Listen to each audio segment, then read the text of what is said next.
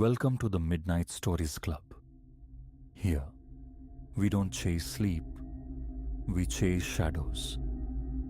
Each night, a tale is shared. Each tale darker than the last. Sit back. Light fades. The stories begin.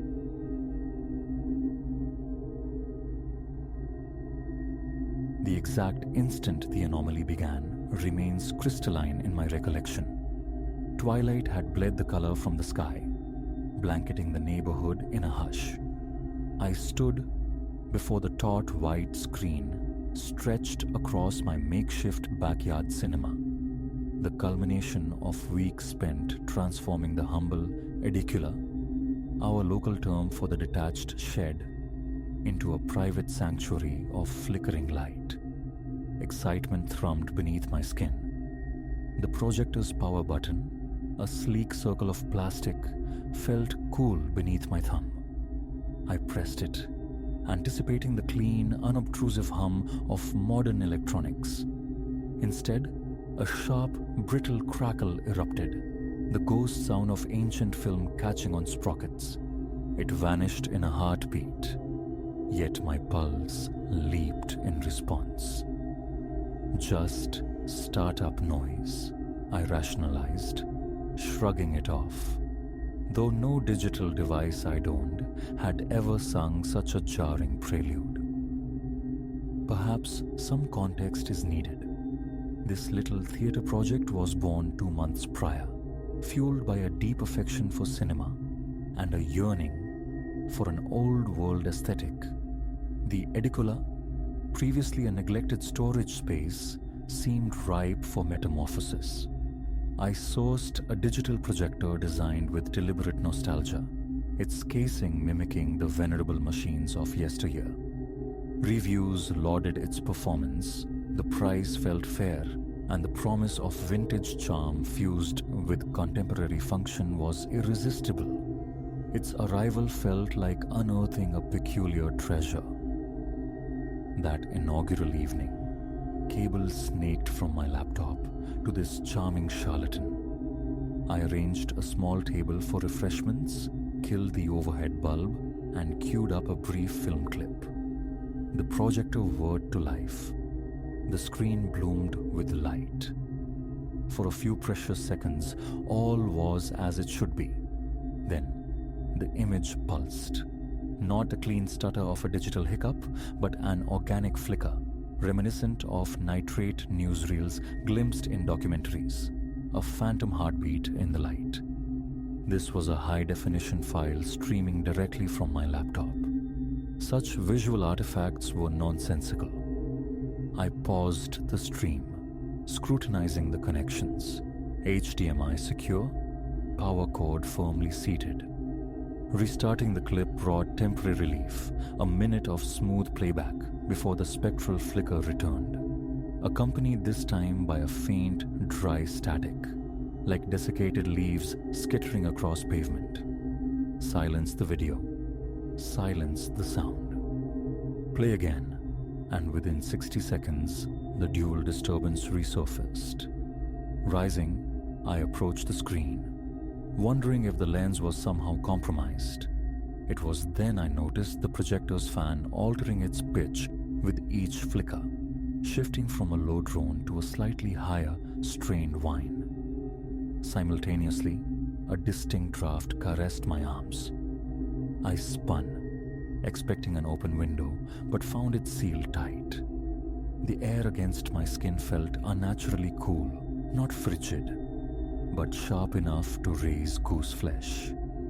Annoyance warred with confusion. I repeatedly verified the window latch, confirming its secure seal. Always it was locked fast. Over the ensuing days, I attempted dismissal. Short test clips, experimenting with seating arrangements and screen positions. The flicker and static persisted. Erratic apparitions never quite ruining the show, but persistently undermining the projector's credibility. A firmware gremlin, perhaps. Then, about a week into its use, came an experience far more unnerving. Immersed in a classic monochrome film, roughly 20 minutes passing uneventfully, the screen abruptly winked black. The audio feed from my speakers died. Into the sudden, profound quiet intruded the unmistakable sound of spinning film reels, a mechanical whirring that seemed to emanate from directly behind me, as if an unseen projectionist operated an archaic device. I pivoted sharply. Empty space greeted me, but the air had turned glacial, the temperature plummeting drastically in mere seconds. No visible breath fogged the air, yet the chill felt invasive. Wrong. I stood frozen, breath held captive in my lungs. Then, as suddenly as it vanished, the digital projector blinked back to life. The film resumed from its interruption point, but the image now bore a faint, tremulous stutter. Rooted to the spot, I waited, muscles coiled. After perhaps 15 seconds, the stutter smoothed out, the movie playing normally once more. I sank back into my chair, yet a peculiar tension remained knotted in my chest, my body braced for another invisible blow. From that night forward, every session within the edicula felt shadowed by discomfort. The static would erupt without warning, sometimes interwoven with a hushed susurrus, a low, deep murmur hovering at the very edge of audibility. Attempting to focus on it invariably caused its cessation. Whenever I paused the playback or moved away from the projector's beam, gooseflesh would prickle my arms, accompanied by that sudden, inexplicable cold breeze, untraceable to any window, door, or vent. I began inspecting the walls, the floorboards, searching for hidden fissures, drafts sneaking through unseen cracks. Nothing. The house's climate control didn't extend here. No vents could possibly conjure such rapid temperature drops. I even went so far as to replace the window seals, chasing phantom gaps. It yielded no change. Every nocturnal test resurrected the flicker, the static, the intrusive chill. One evening resolved me to meticulous documentation. I would run systematic tests, observe the projector's behavior, log every anomaly. A simple white test pattern illuminated the screen. Notepad poised, I chronicled the initial 10 minutes of flawless operation. Then came the flicker, the faint crackle reasserting itself. I noted it down. Seconds later, the cold wave washed over me. The pages of my notepad stirred slightly, as if brushed by a miniature gust. I rose, methodically circling the small structure, confirming doors and windows remained sealed. Shut tight. The flicker persisted. The static swelled momentarily, then faded. Returning to my seat, I fought for calm. As I sat, a low voice seemed to press against my left ear, a deep, indistinct mumble, syllables forming just beyond comprehension, impossibly close. My scalp tingled. My heart hammered against my ribs. Less than 2 seconds, and it was gone. I scanned the empty room, alone, yet the air felt dense, occupied. A surge of anger at the absurdity of my own fear rose within me. I considered myself rational, yet here I was, startled by phantom whispers. I killed the power to the projector, rose and walked out, consciously reining in my imagination. The following morning, daylight streaming through the window, I ran the same test pattern. Perfection. No flicker, no static, no chill. Even mimicking night conditions by extinguishing the overhead light produced nothing untoward. Could it be nocturnal temperature fluctuations? Interference from unseen electronics? My neighborhood was quiet, signals sparse. The only tangible difference was the profound silence of night, perhaps making me susceptible to stray sounds. But that failed to explain the cold. The next night, I introduced a small space heater, determined to maintain a constant, warm temperature.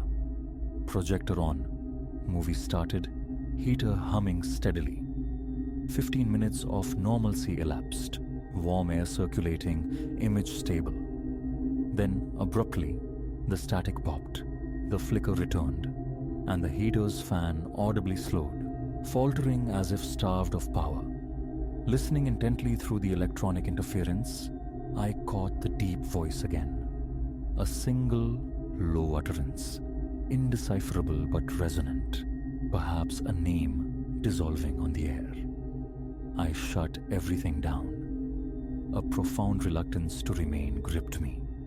My hands trembled as I unplugged the cables. I fled the edicola that night, locking the door securely behind me. Weeks passed. I avoided solo sessions with the projector. A friend joined me one Saturday afternoon for a short film. Daytime viewing proved flawless. No spectral flickers, no static whispers, no invasive cold. He chuckled when I recounted the nocturnal strangeness, joking about overwork. I managed a weak laugh in return, but later that same evening, alone once more, I succumbed to the need to test it. Sure enough, within minutes of the movie starting, the flicker and static materialized. The chill crept across my shoulders, tightening the muscles in my back. I forced myself to remain, resolute, watching for further developments. The audio track began cutting out intermittently, replaced by that phantom reel noise, the illusion of an antique machine whirring just beyond sight. The cold draft ebbed and flowed. I tried to maintain a casual posture, but focus splintered. Each flicker felt like a jolt to my nervous system. Every burst of static drew my shoulders tighter. When the low whisper surfaced again, I nearly leaped from the chair. This time, I challenged it. "Hello? Who's there?" My voice, thin and shaky, echoed slightly in the confined space. No reply came, only the fading edge of a dry, raspy breath, seemingly originating from directly behind me. I spun around. Nothing. My heart pounded, a frantic drum against the silence. I bolted, switching off the projector as I passed, eyes fixed on the exit. Cables lay uncoiled. Escape was the only imperative. Back within the solid, familiar walls of my house, relief washed over me. The normal temperature, the mundane quiet of the living room, anchors to reality. I sat attempting rationalization. A projected effect? Faulty shed wiring? But the cold? The voice? Power tools had lived out there for years without incident. No lights ever flickered, no drafts materialized, without cause. Something shifted when the projector arrived. Returning it seemed logical. Yet the problem's nocturnal inconsistency made proof elusive. And despite everything, a part of me clung to the romantic notion of my vintage-styled cinema. I could figure it out, fix it, I told myself. Yet, the mere thought of stepping into the edicula after dark now provoked a visceral dread. Crossing the threshold meant bracing for that cold wave, feeling my stomach clench, my palms dampen.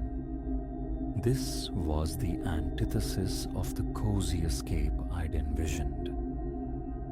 Eventually I surrendered, abandoning nighttime screenings entirely. Daytime or late afternoon viewings remained untroubled, though the shed itself now felt subtly altered even in sunlight. Occasionally, a flicker at the periphery of vision, a fleeting premonition. I dismantled everything multiple times, cleaned the lens, updated firmware, rearranged furniture. Futile gestures. The phenomena invariably returned with the night. Weeks have now passed without a solo nocturnal viewing. I hosted a small group recently. The movie ran from 6 until 8 in the evening without a hitch. But the moment they departed, curiosity, or perhaps morbid compulsion, drove me to test it alone. Within 5 minutes, the image pulsed, and the familiar cold gust swept through. It lingered for 10 seconds, then vanished, as if reacting specifically to my solitude. Denial is no longer sustainable. This isn't a hardware glitch. Something transpires in that edicula. After sundown, inextricably linked to this projector, thinking about it brings a clamminess to my hands, quickens my breath. The memory of that deep murmur feels chillingly real. I possess no grand theory, only the unsettling certainty of its presence, real enough to saturate me with unease. Some nights I stand at my kitchen window, gazing at the dark shape of the shed, wrestling with the urge to venture out, to test it one final time. Then I recall the visceral knot in my gut, the static hiss, the voice that felt inches from my ear. My skin crawls. For now, the projector remains unplugged, its cables coiled within a box. A self-imposed exile. If films are to be watched out there, it will be with company, and strictly before dusk descends. I've begun browsing for a replacement projector, something aggressively modern, devoid of nostalgic pretense. Perhaps a new machine will break the spell. Yet, a nagging suspicion lingers. Has the shed itself been altered? Has something tethered itself to that space? I have no answers, no proof, only the heavy weight in my chest whenever the thought of a nighttime screening arises. My love for movies feels tainted, my private cinema dream soured into anxiety.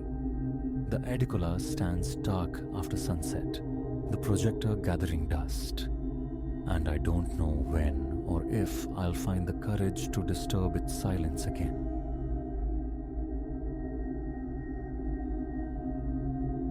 The first ring felt like stray static, a misstyled digit adrift in the ether. By the third, a chilling certainty coiled in my gut. Eyes were on me. And when the 10th call pierced the silence, I knew the quiet architecture of my life had irrevocably fractured. It began, as intrusions often do, on an unremarkable Tuesday evening. The city exhaled around my apartment building as I shed the day's armor. Heels kicked off, briefcase dropped, a sigh escaping into the stillness. Work had been a relentless tide of demands, pulling me under waves of spreadsheets and stakeholder calls. All I craved was the oblivion of cheap noodles and the flickering comfort of a familiar show. Then, the phone shrilled. Unknown caller. A phantom number I'd normally dismiss. Yet, some unseen current compelled me to answer. Hello? My voice, tentative, braced for the drone of a sales pitch. Silence answered, thick and watchful. Just as my thumb hovered over the disconnect icon, a voice slithered through the receiver, digitally warped, metallic. Hello, Ilara, it rasped. Scarlet suits you today. Ice bloomed in my veins. My blouse, a vivid scarlet silk, felt suddenly like a target. How? Who is this? The demand was sharp, laced with a tremor I couldn't conceal. The line clicked dead. I remained frozen, the phone heavy in my hand, a conduit to something unseen. Coincidence? A colleague's cruel jest? No. A deeper, colder instinct dismissed the comforting lies. Rising on shaky legs, I crept to the window, parting the heavy velvet curtains just enough to scan the street below. Headlights sliced the dusk. A dog trotted its owner along the pavement, the mundane tableau of my suburban enclave. But now, shadows stretched longer. Doorways seemed to yawn with hidden intent. I drew the curtains tight, the rasp of the fabric loud in the sudden quiet, and methodically checked the deadbolt, the window latches, fortifying flimsy barriers against an invisible siege. My fingers fumbled as I dialed Chloe, my anchor. "Hey," I began when she answered, striving for casualness. "Did you or anyone from the office pull some weird prank call just now?" "What? Prank call? Elara, why would we?" Confusion warmed her voice. I recounted the call, the distorted voice, the unknowing mention of my blouse. Chloe listened, her silence growing heavy. "God, Elara, that's beyond creepy. Maybe report it? Call the police?" The thought flickered, then died.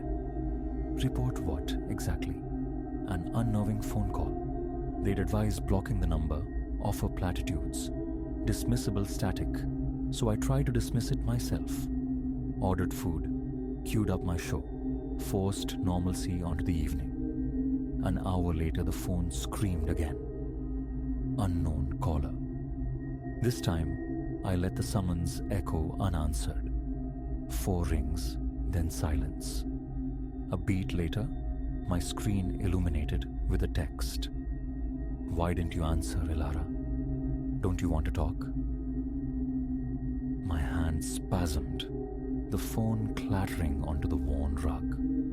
This wasn't real. It couldn't be. With trembling resolve, I retrieved it, blocked the number, a futile gesture against an enemy who clearly held more keys than I possessed. I extinguished every lamp, plunging the apartment into darkness, becoming a silhouette watching the street through a sliver of curtain. No lurking figures, no idling cars out of place. Yet a sensation persisted, a prickle on my skin, the certainty of being observed. Sleep was a distant shore I couldn't reach. Every creak of the building, every distant siren jolted me upright. Shadows writhed with imagined forms. Dawn arrived not as a relief, but as a grey, exhausted surrender. I called in sick. The thought of navigating the public gaze, of exposing myself to whoever watched from the periphery, unbearable. Around noon, a new phantom number materialized on my screen. I ignored it. Voicemail claimed it. Moments later, another text. "Staying indoors today, Elara. Wise choice. But walls won't hold me out forever." A strangled cry escaped me as I hurled the phone. It struck the far wall with a sickening crack and skittered across the floorboards. Insanity. How did they know? Were my walls porous? Were unseen lenses embedded in the plaster? The next hour became a frantic, fruitless search, pulling books from shelves, checking vents, peering behind mirrors for the telltale glint of a hidden camera. Nothing. The absence of evidence offered no comfort, only amplified the paranoia. The digital assault continued relentlessly. Calls from ever-shifting numbers, texts laced with chilling intimacy. "That curry you ordered last night smelled divine. Perhaps we could share next time." Your mother. She'd be so terribly disappointed if she knew what you really buried last summer. I wonder if your director suspects about those late night server logins. How? The food delivery, perhaps proximity, but my mother? The carefully erased digital footprints at my old firm. This knowledge transcended mere observation. It plumbed the locked vaults of my past. By evening, I was afraid, nerve-ending, pacing a cage. Food uneaten, body unwashed, mind consumed by the cacophony of fear and unanswered questions. Then, the final call arrived. This time, I answered, a strange calm settling over the panic. The voice that met me was no longer distorted, but smooth, resonant, cultured. "Hello, Ilara," it purred. "I believe it's time we dispensed with the intermediaries, don't you?" "Who are you?" I whispered, the words barely audible. "What is it you want?" A low chuckle vibrated through the line, raising goose flesh along my arms. "Oh, Ilara, it's never been about what I want from you. It's about what you are going to do for me." "I'm calling the police," I bluffed, injecting false steel into my voice. "No," he replied, his tone utterly assured. "No, you won't, because that would compel me to share certain sensitive documents with parties who would be most interested. Documents pertaining to the rather creative dissolution of your father's enterprise and the subsequent, shall we say, reallocation of its assets." The blood turned to ice water in my veins. That secret, buried under years of meticulous deception. How? What do you want? The question was a surrender. "Corner of 5th and Main. 1 hour," he commanded. "Come alone. Any deviation, and the consequences for you and for those you hold dear become unpleasant." The line went dead. I stood motionless, thoughts colliding like atoms. Run? Where? He knew everything, saw everything. The police? His threat hung heavy, a guillotine poised above the life I'd painstakingly rebuilt. Only one path remained, narrow and treacherous. I scribbled a frantic account of everything, sealed it in an envelope addressed to Chloe, leaving it starkly visible on the kitchen counter. A final message in a bottle. Then, keys in hand, I walked out into the night. The city felt muted, spectral. A fine drizzle had begun, slicking the asphalt, blurring streetlights into hazy coronas. I parked a block away, the walk towards the intersection, a drumbeat of dread against my ribs. Beneath the sodium glare of a street lamp stood a figure, tall, impeccably dressed, salt and pepper hair framing a face that could belong to a benevolent professor or a ruthless executive. Nothing like the monster my fear had conjured. He offered a smile as I approached, a precise arrangement of facial muscles that failed to warm his eyes. They remained arctic, appraising. "Ilara," he greeted, extending a hand. "A pleasure to finally make your acquaintance." I ignored the offered hand. "What do you want?" My voice was a thin thread in the damp air. That chilling chuckle again. Direct. I appreciate that. What I want, Ilara, is quite simple. Your unique talents applied to a small venture of mine. "What kind of venture?" He produced a slim USB drive, holding it up like a trophy. Contained herein are certain names, certain accounts. I require you to perform your signature magic.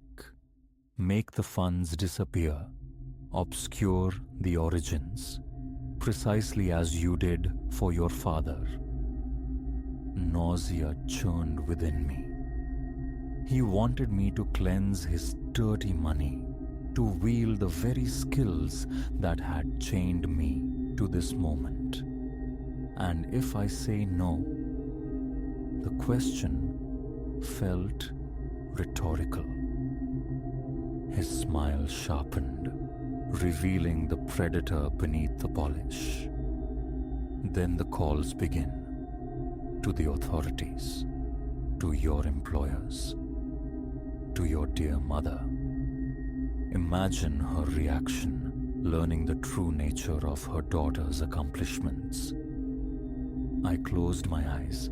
The trap sprung, the walls closing in. This was the reckoning, the past erupting into the present.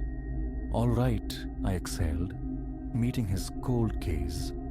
I'll do it. But then it ends. No more calls, no surveillance, no threats. We are finished. He inclined his head, pressing the cool metal of the drive into my palm. Naturally, perform this task efficiently, and I become a mere phantom in your memory. As my fingers closed around the drive, a desperate spark ignited within the despair. How do I know? I asked, voice steady despite the tremor beneath, that you won't simply find new leverage. He arched an eyebrow, amused. You don't. But, Elara, his voice dropped, intimate and menacing. What choice do you truly have? I nodded, a mask of acquiescence. Then, channeling years of latent fear into a single, explosive movement, I seized his wrist, twisting hard. A half-forgotten self-defense technique Chloe had insisted I learn. He gasped, a sharp intake of surprised pain, his phone tumbling from his grasp. I snatched it and ran. Behind me, his enraged shout cut through the rain-swept street, followed by the heavy slap of his shoes on wet pavement. I fled, fueled by adrenaline and terror, lungs burning, legs screaming. 3 blocks, an eternity, until the blue glow of the police station sign emerged from the mist. I burst through the doors, gasping, rain dripping from my hair, and slammed both USB drives, his and the one containing my confession for Chloe, onto the front desk. I need to report a crime, I choked out to the startled desk sergeant. And I need to confess to one. The sergeant's gaze shifted from my wild eyes to the drives, confusion warring with professional caution. Okay, miss, he said, his voice calm, measured. Take a breath. Start at the beginning. And so, I did. The words poured out, the calls, the fear, the impossible knowledge, the blackmail, the meeting, the desperate flight. And then, the deeper confession, the unburdening of the secrets surrounding my father's legacy, the truth I had carried like a shroud for years. It was agonizing, the deliberate dismantling of my own future. Yet, with each admission, a crushing weight lifted. No more hiding, no more glancing over my shoulder. They arrested me, naturally. Him too, apprehended attempting to leave the city limits, revealed as a predator wanted across multiple states. As the heavy cell door clanged shut, I caught my reflection in the polished steel. Exhausted, terrified. Yes. But beneath it, something else flickered. relief. The phantom calls would cease. The shadows were empty again. The nightmare, woven from threads both recent and long past, was finally over. My future remains an unwritten page, likely filled with courtrooms and consequences, perhaps confinement. Yet, standing here, stripped of freedom but unbound from fear, I can finally breathe. The only voice I answer to now is the quiet, uncertain echo of my own. And in that silence, there is a strange, stark kind of liberty.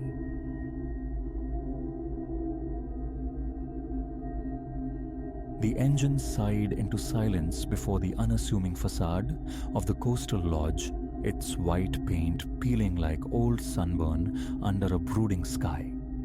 Stiffness locked Elias's limbs, weary monuments to the relentless miles unspooled behind him. The place radiated a spare utility.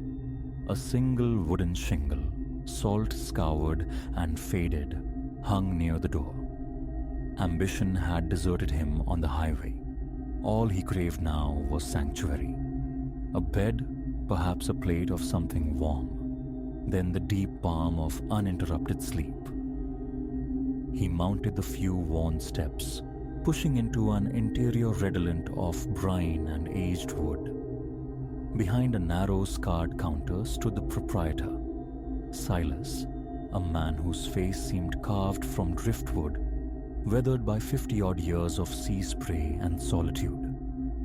Clad in a simple short-sleeved shirt and nondescript trousers, he offered no smile, no softening of his watchful gaze. Elias's name, the duration of his intended stay. The questions were delivered flatly, devoid of curiosity. "Just the one night," Elias replied, then added, hedging against the unknown weight of his fatigue. "Maybe two. I'll know better come morning." A heavy brass key was slapped into his palm, Silas gesturing vaguely towards a constricted staircase vanishing into shadow. Elias swallowed his own questions. The need to simply cease motion, to settle, overrode all else. His travel-worn bag felt heavier ascending the stairs. A dim corridor stretched before him, illuminated by the miserly glow of a single, unadorned bulb. His room waited at the furthest end. Inside, the essentials presented themselves starkly. A bed draped in sheets that, while clean, bore the thinness of long service. A small table, one solitary chair, a meager curtain veiling the window, and a warped wooden door promising a cramped bathroom. The floorboards uttered soft complaints beneath his weight. Leaving his bag by the bed, Elias nudged the window open a crack. Grey heavens pressed down on a strip of sand, surrendering to jagged rocks.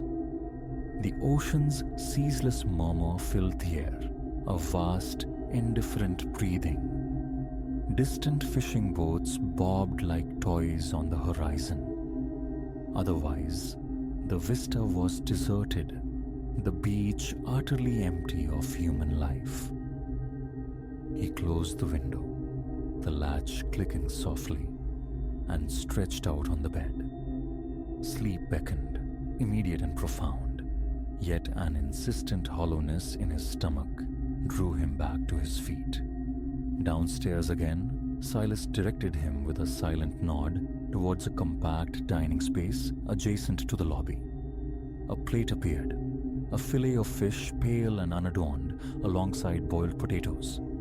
The fish, when tasted, was fresh but utterly lacking in flavor. Silas retreated, leaving Elias to his solitary meal. He ate quickly, drank a glass of water, and retreated once more to the upper floor. The hallway maintained its tomb-like silence. His door, sentinel at the corridor's terminus, was secured with a turn of the lock. He extinguished the light. Outside, the rhythmic crash and sigh of the waves persisted. an unending lullaby. Exhaustion claimed him, pulling his eyelids shut.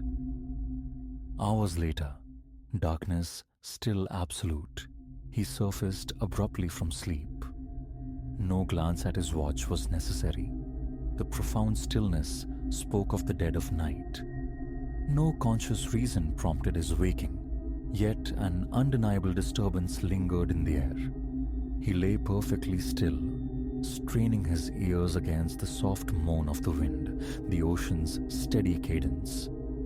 Then, another sound intruded, a faint, furtive movement from the corridor.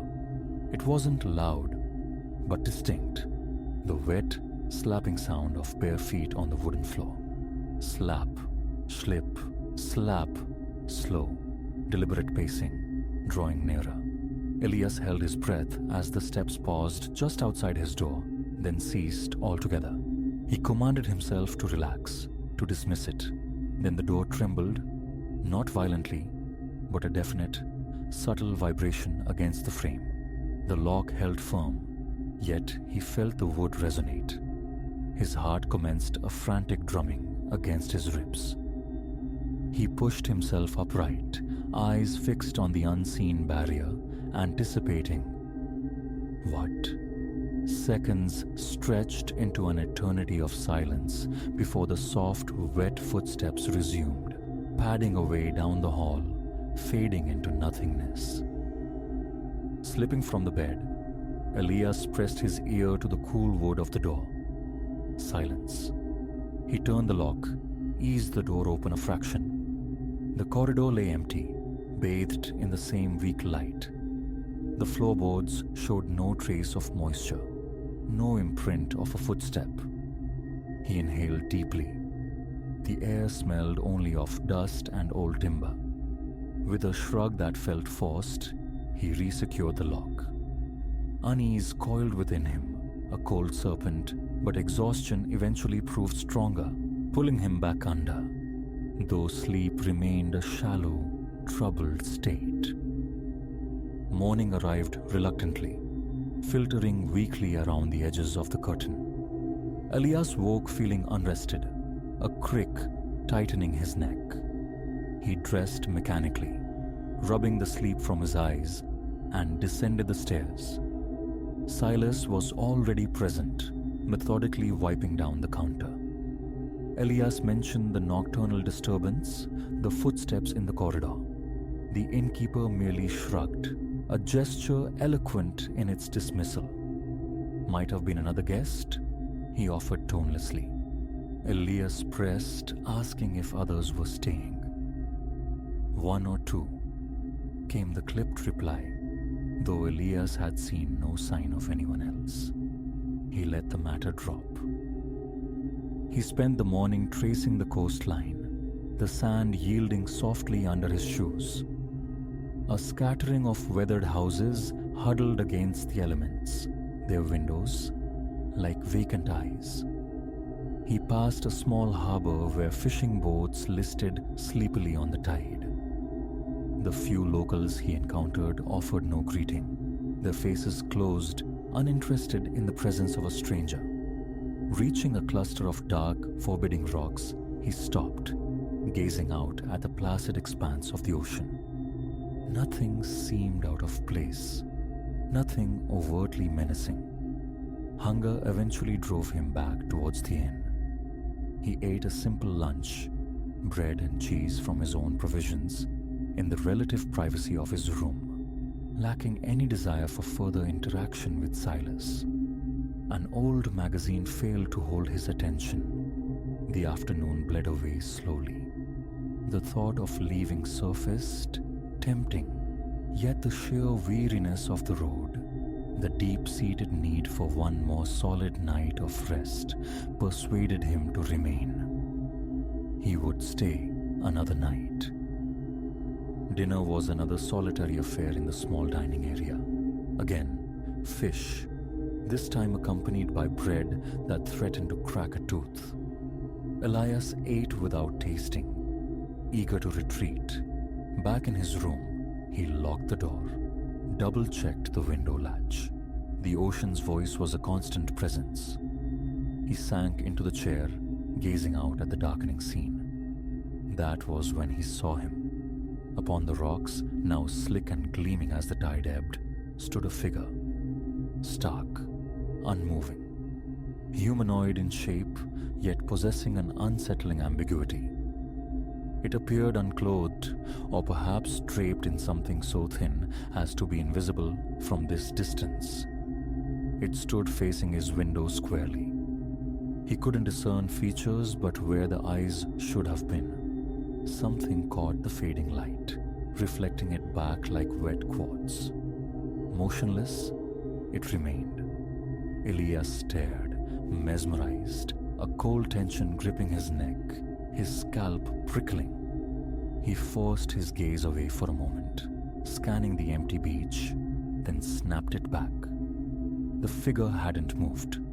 A wave of profound unease washed over him, too distant for clear identification, yet undeniably present. He yanked the curtain closed, the thin fabric offering scant reassurance. The floorboards groaned as he paced, a knot tightening in his stomach. Sleep, he decided, was the only escape, hoping sheer fatigue would grant him oblivion. That night, sleep was a fragile, intermittent thing. He woke again, long past midnight, to the familiar silence, punctuated only by the sea. Then, the footsteps returned. Slap, slip, slap. Heavier this time, more deliberate, imbued with a chilling sense of purpose. He sat bolt upright in bed, listening as they advanced along the corridor. They stopped directly outside his door. The doorknob rattled once, sharply, then again. The door itself began to vibrate, a solid pressure pushing against the lock, testing its strength. Elias scrambled out of bed, crossing the room in 2 silent strides, his hand closing over the knob. He felt a tremor through the metal, the insistent, probing force from the other side. "Who is it?" he called out, his voice tight.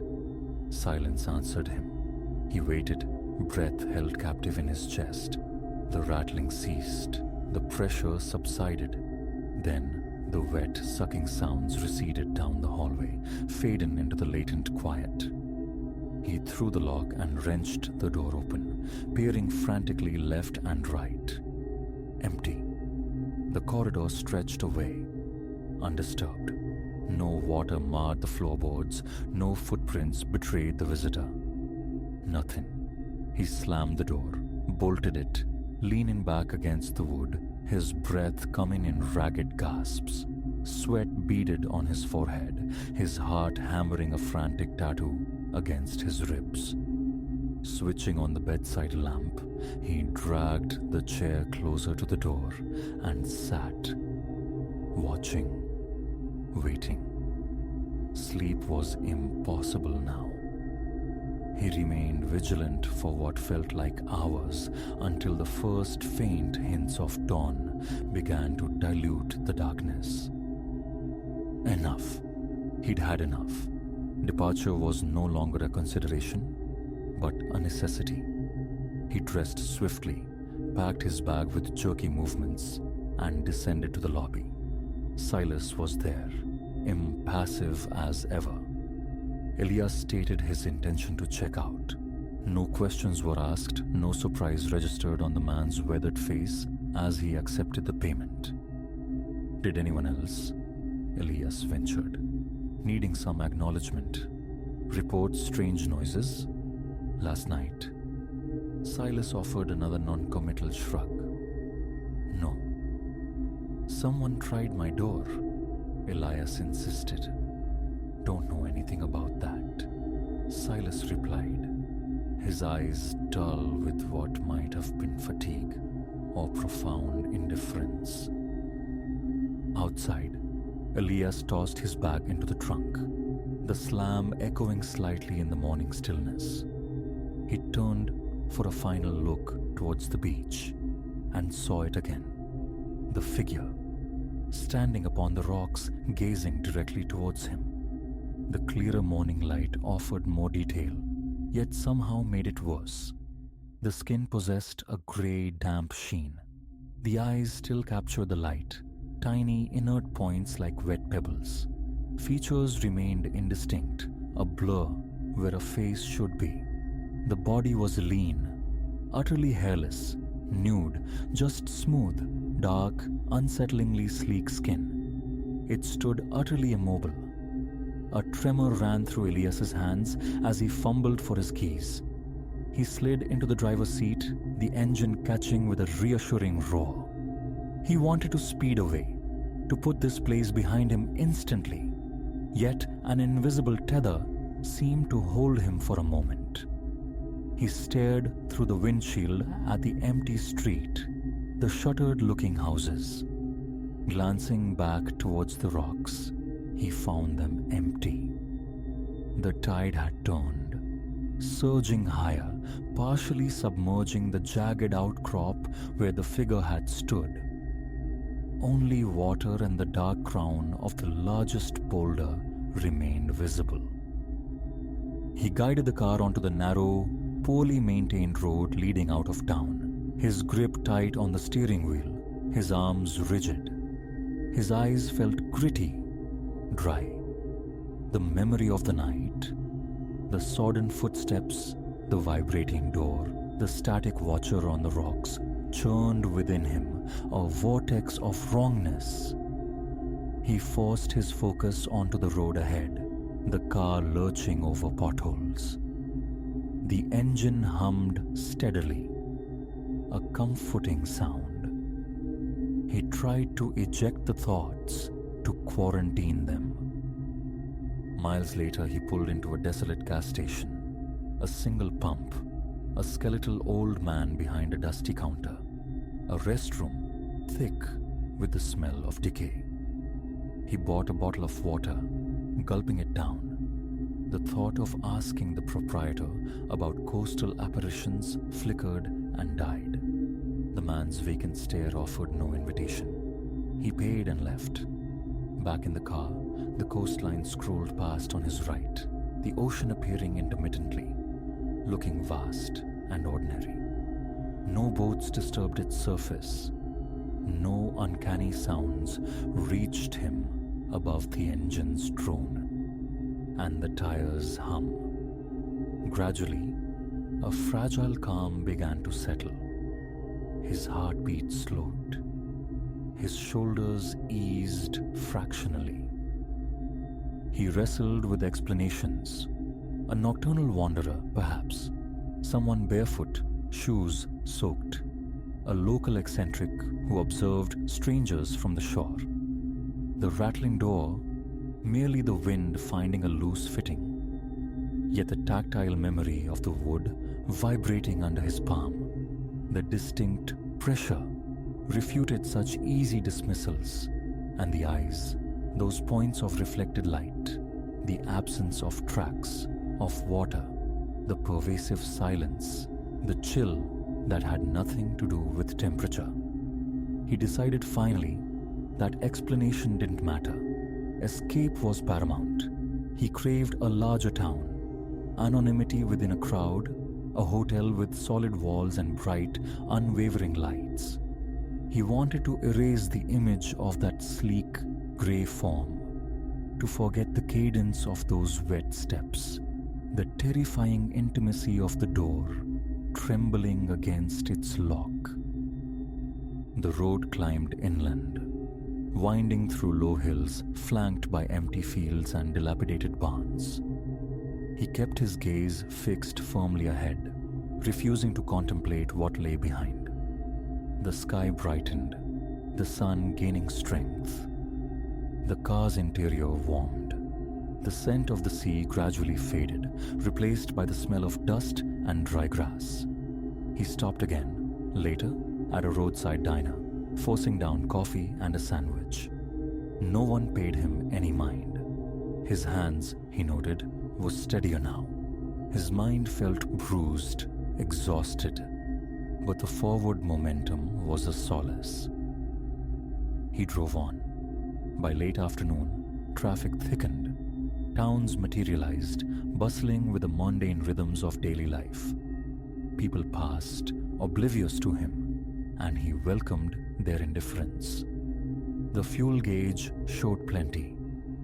The events of the previous night remained lodged in his thoughts, sharp and indigestible, but he felt no urge to voice them. Who would believe him? What could he articulate?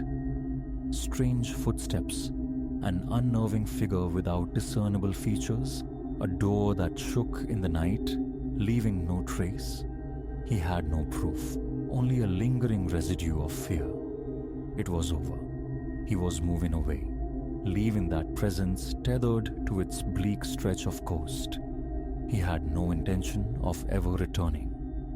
All he desired was a place to sleep without the suffocating weight of vigilance, a place to feel fundamentally safe, where the only sounds were ordinary, explicable.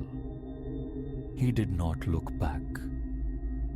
As dusk painted the sky, he found a motel near a highway intersection. It was functional, anonymous, infinitely preferable to the inn. The clerk processed his request with bored efficiency. He parked, retrieved his bag, and let himself into the room. It smelled faintly of stale cigarettes and disinfectant. Harmless smells. He locked the door, turned on every light, and sat on the edge of the bed, listening intently. Only the distant rumble of trucks on the highway, the muffled sound of a television in another room, the low murmur of indistinct voices. No dripping water, no spectral footsteps, no trembling wood. He drew a long, slow breath, the tension finally beginning to drain from his shoulders. He wanted sleep. He wanted forgetting. He lay down, switched off the lamp, and waited in the darkness. Nothing happened. He remained awake for a while longer, just to be certain, cataloging the mundane sounds of the night. Cars passing, a far-off siren, nothing more. He pulled the thin blanket higher. His heart rate settled into a slower rhythm. Eventually, sleep came, deep and blessedly empty.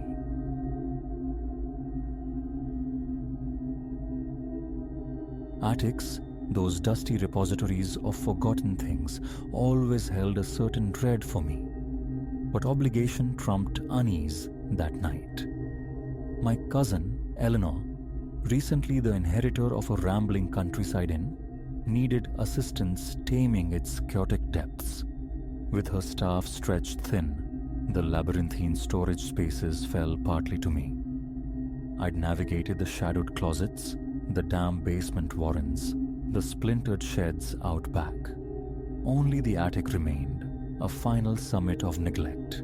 Its reputation preceded it, darkness absolute, wiring suspect. Armed with my torch, I figured I could conquer it swiftly. A task to be dispatched, nothing more. How profoundly wrong I was. The ascent began up a constricted flight of stairs, the hour hovering near midnight's threshold. Each tread groaned its protest beneath my weight, releasing puffs of ancient dust that mingled with the thick, cloying scent of aged timber. Above, a solitary bulb cast a jaundiced, inadequate glow, sputtering fitfully like a dying pulse. A tremor of disquiet passed through me. Hastily dismissed, juggling an awkward burden of linens, crisp white folds determined to escape my grasp, I ascended into the gloom, whispering curses at the clumsy bulk. Ribbed with heavy wooden rafters overhead, the attic stretched before me, a landscape of neglect. Cardboard sarcophagi slumped against the walls. Relics of furniture lay marooned in the dust. A skeletal rocking chair listing forlornly. A small bureau, ravaged by time and missing drawers. tightly furled carpets coiled like dormant serpents in a corner. I deposited the unwieldy sheets atop a hulking steamer trunk, freeing my hands to impose some order. My objective? A skeletal metal rack at the far end, a promising candidate for linen storage, accessible only through this clutter. A skittering whisper erupted to my left. My head snapped around. Peripheral vision snagged a flicker of motion, a fleeting blur against the deeper shadows. Feline, perhaps, or merely vermin grown bold. I advanced cautiously, sweeping the torch beam into the suspect corner. Nothing. Just dust motes dancing in the light. A stray, I reasoned, slipped through some unseen fissure in the inn's aging skin. This old structure breathed through countless cracks and gaps, awaiting repair. As I wrestled the heavy trunk aside, a new sound intruded, coarser than the last. A dragging, shuffling cadence, too deliberate, too weighty for any small creature. It scraped across the floorboards like hesitant, burdened footsteps. Ice bloomed in my gut. A cold prickle traced my arms. Keep calm. Perhaps one of the staff, venturing up. Eleanor, check in my progress. But the sound possessed a peculiar resonance, seeming to originate not from the floor level, but impossibly from above, from the rafters or the very roof itself. There was no higher floor. A knot tightened in my throat. My pulse hammered against my collar. I froze, straining my ears. Silence descended again, broken only by the anemic drone of the failing bulb. Drawing a shaky breath, I crossed to the metal rack. I retrieved the linens, folding and stacking them onto the cool shelves, my gaze constantly darting back over my shoulder. My torch beam wavered, its strength faltering. Dying batteries, surely. The overhead light offered scant comfort, a mere suggestion of illumination. As the last sheet settled, the shuffling returned. Closer now, behind me. Near the derelict rocking chair, I spun, torchlight stabbing the gloom. The chair sat in deep shadow, yet had it moved? Rocked slightly on its broken runners? Or was it merely my frayed nerves conjuring motion from stillness? Then something else snagged my attention. High up, near the convergence of rafters, a density in the darkness. A shape, less an object. More an absence of light, vaguely anthropomorphic, hunched low beneath the beams, too substantial for any stray animal. My heart kicked against my ribs, a frantic drumbeat. I edged forward, drawn by a morbid curiosity. But before I could resolve the shape into anything definite, my torch sputtered violently and plunged me into near total darkness. Simultaneously, the overhead bulb wavered, sinking almost to extinction before rallying weakly. A bead of sweat traced a cold path down my temple. The nape of my neck prickled. I wrapped the useless torch against my palm. Futile. Darkness pressed in, thick and suffocating. My breath came in ragged gasps, loud in the sudden quiet. My hands grew slick. The thudding in my ears was my own pulse. The silhouette vanished into the encompassing black, yet the sense of presence remained, palpable and unnerving. A floorboard uttered a low groan from the far recesses of the attic. My breath hitched. Retreat. I stumbled backward, hands outstretched, colliding with unseen obstacles. My eyes strained, resolving only indistinct masses and deeper shadows. Then, overhead, a dry scraping slide along a rafter, like calloused hands gripping wood, or perhaps those dragging feet again. The air itself felt charged, hostile. Investigation was unthinkable. Survival screamed flight. I pivoted and lunged for the stairwell, navigating by memory and touch. My shoulder cracked against a support beam. Pain flared hot down my arm. Gritting my teeth, I plunged onward, nearly pitching headlong down the narrow steps, but somehow finding purchase. Reaching the comparative safety of the hallway below, I slapped at the light switch beside the attic stairs. Dead. Another casualty of the inn's erratic wiring, perhaps. No time to ponder. I fled down the corridor, past silent guest room doors, bursting into the relative brightness of the lobby. Eleanor sat there, immersed in a sea of receipts. She looked up, her expression shifting from concentration to alarm. My pallor must have betrayed me. "Silas, are you all right?" Her voice held genuine concern. "Just spooked," I managed, the words feeling thin. "Attic. Probably just a cat." Admitting the full strangeness felt absurd, courting disbelief. "I'll have a look up there tomorrow," Eleanor promised, accepting my flimsy explanation. I could only nod, the image of the hunched shape seared behind my eyes. Sleep offered little sanctuary.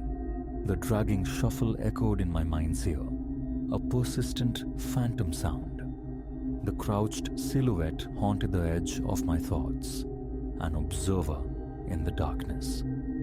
Animal, I insisted inwardly, yet a deeper instinct recoiled. The presence had felt disturbingly, chillingly human. Dawn arrived unwelcome after a night of shallow sleep. Drawn by a morbid compulsion, I approached the attic stairs again. Eleanor, occupied with the front desk, waved me on. "Take a quick look, Silas." Armed with fresh batteries, my torch now cast a reassuringly potent beam. I ascended deliberately, minimizing disturbance, steeling myself.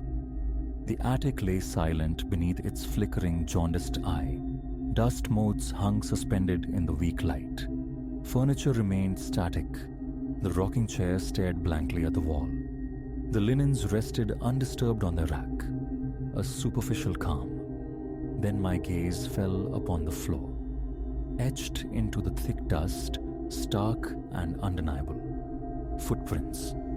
Barefoot. They traced a distinct path around the attic's perimeter, vanishing abruptly near the far wall beneath the eaves. A cold fist clenched in my chest. My tongue felt thick and dry. The staff, 2 part-time cleaners, a cook confined mostly to the kitchen, none had business here, and barefoot. The absurdity struck hard. Crouching, I examined the impressions, unmistakably adult, sharp-edged, seemingly fresh. A wave of dread washed over me. A squatter, some transient finding refuge. But the inn, while old, was secure. How could anyone gain undetected access? I tracked the prints to their terminus beside a stack of dusty cartons against the far wall. Shifting the boxes revealed nothing. No hidden panel, no trapdoor. The floorboards sighed under pressure, but held firm. A meticulous search yielded only cobwebs and protruding, rust-bloomed nails. Descending quickly, I recounted my discovery to Eleanor. Confusion warred with concern on her face. "No one has a key but us, Silas. The staff wouldn't dream of going up there unbidden." She posited they might be old prints, but the clarity, the distinct path through the otherwise settled dust, argued against it. "Show me." Together, we climbed back into the oppressive space. Eleanor studied the barefoot tracks in grim silence, circling them cautiously. Her usual pragmatism offered no ready explanation. "We lock it," she declared finally. "Keep it locked until we understand this." She mused about installing a camera, a notion quickly dismissed given the inn's antiquated infrastructure. Only a few rudimentary motion-activated lights guarded the exterior against nocturnal wildlife. That evening, I made a point of testing the attic door, confirming the lock held fast, the key secure in my pocket. My stay extended for several more days, dedicated to wrestling the inn's clutter into submission. I buried myself in tasks, sorting brittle paperwork, labeling containers, organizing the subterranean pantry. Anything to banish the image of those naked footprints from my thoughts. It was futile. Later, near 10 o'clock, seated alone in the quiet lounge, the inn housed only two unassuming elderly couples, and Eleanor had retired early. A sound drifted down from above. Faint, yet horribly familiar. That dragging, hesitant shuffle. My gaze shot upward, pulse quickening. The attic door, securely locked, guarded the top of the second-floor landing. Impossible. Yet, driven by a need to verify, I grabbed my torch and ascended the main stairs. The hallway lights cast a sterile glow on the closed attic door. Reaching it, I tested the knob. Firmly locked, pushing yielded nothing. A sigh of relief escaped me. Nerves, perhaps. Then, from the other side of the wood, a faint, dry scrape. My hand recoiled as if burned. I stood frozen, listening intently, breath held captive. Silence returned. My fingers fumbled for the key, then hesitated. Did I truly want to confront whatever lay beyond, alone? The previous night's terror surged back, chillingly vivid. My palms dampened. Resolve, or perhaps recklessness, won out. I turned the key, the lock yielding with a soft click.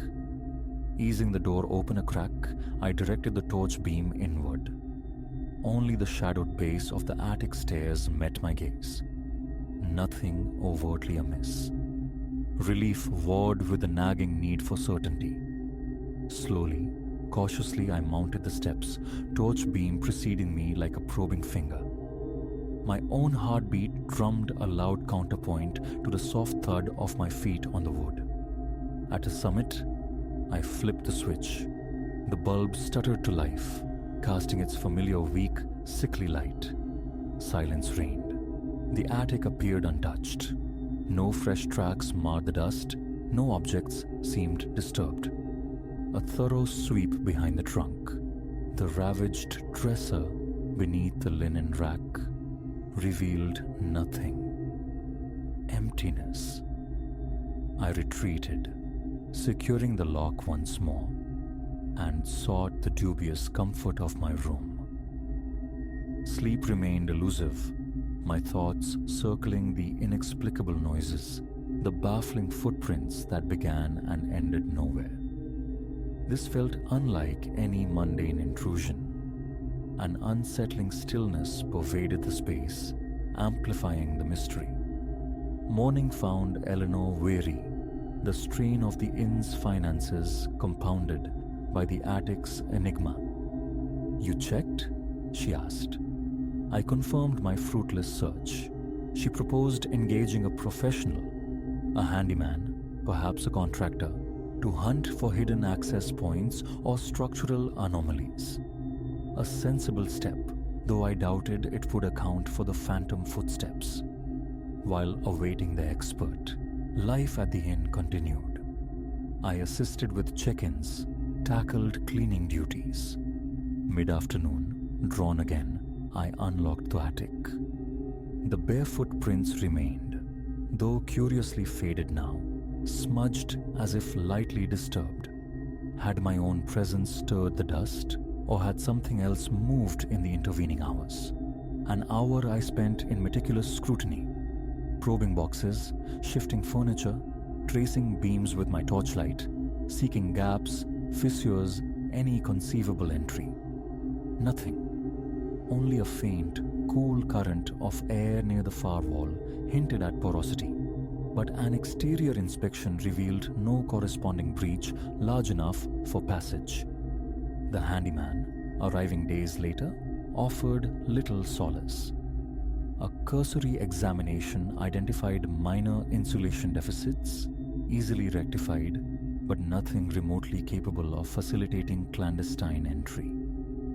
He sealed a few insignificant cracks, advised upgrading the antiquated wiring, a suggestion Eleanor promptly adopted.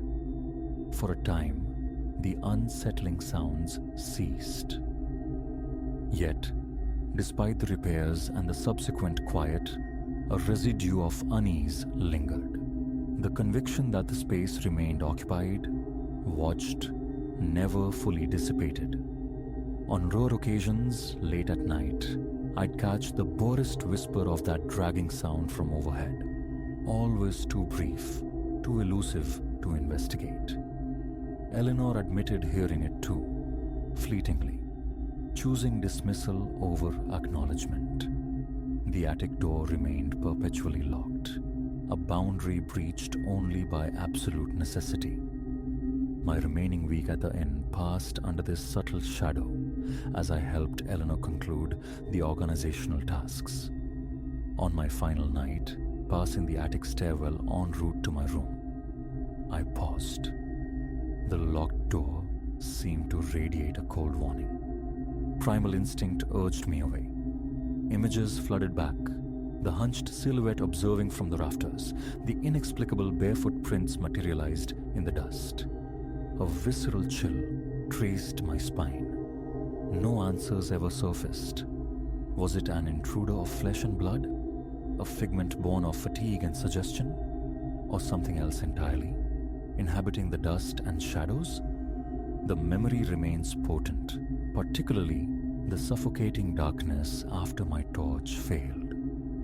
The disembodied shuffle seeming to descend from the rafters. Should I return to aid Eleanor again? One threshold will remain uncrossed. Locked or not, that particular darkness holds no appeal.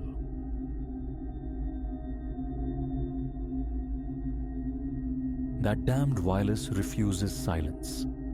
Disconnecting its power cord achieves nothing. Hurling it into a roadside ditch proves equally futile.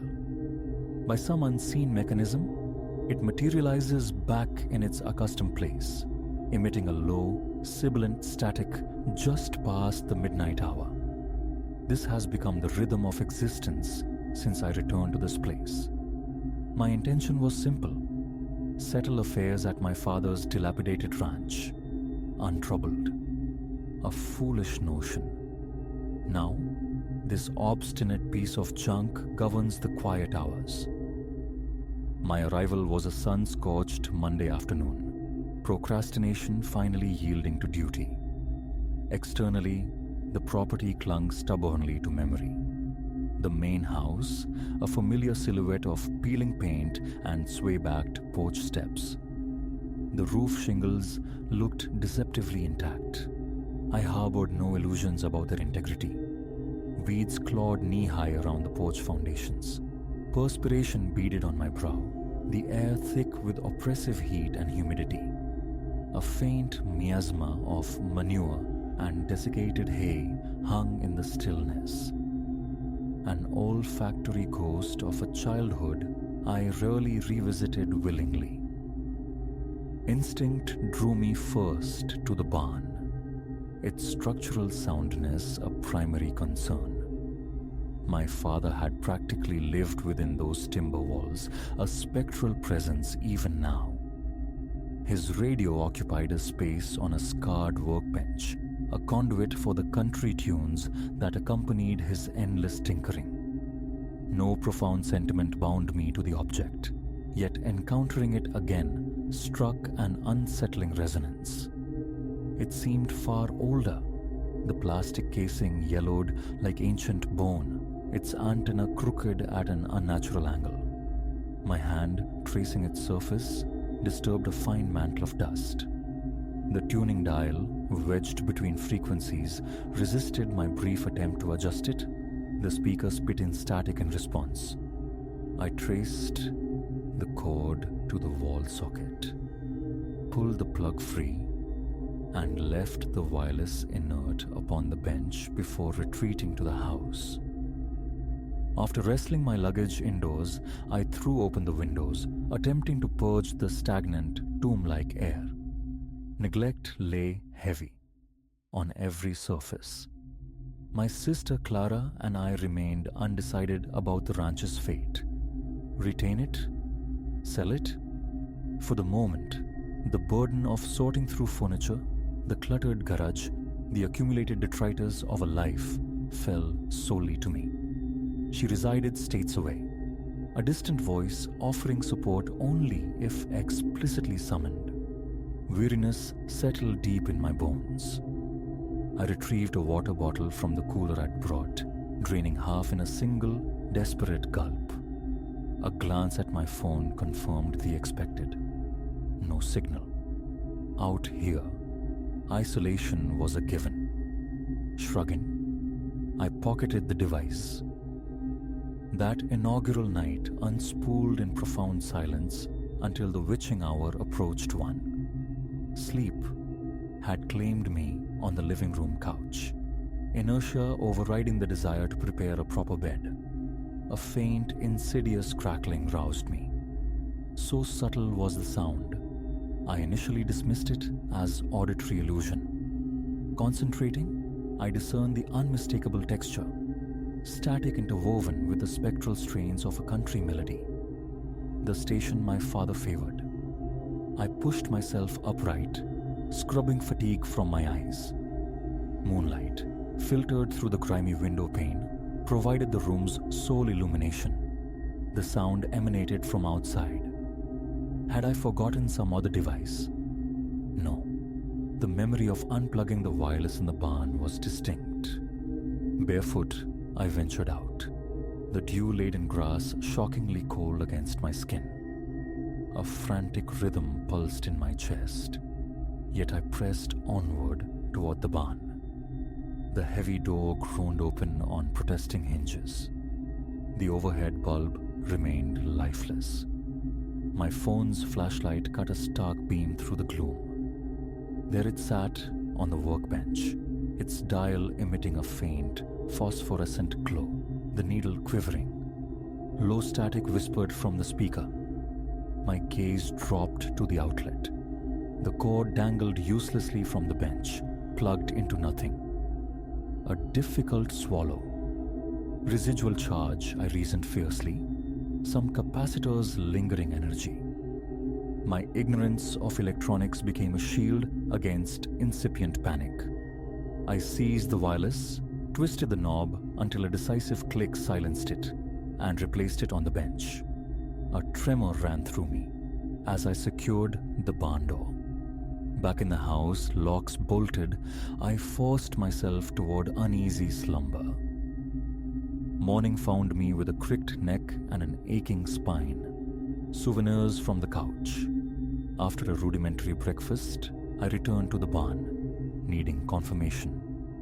The radio sat mute, unplugged. I hoisted it, carried it outside with grim purpose, and deposited it into a rusted trash barrel near the fence line. Repair was unthinkable. Another night punctuated by its spectral broadcast was intolerable. The day demanded labor, purging the house of accumulated junk, inspecting boundary fences.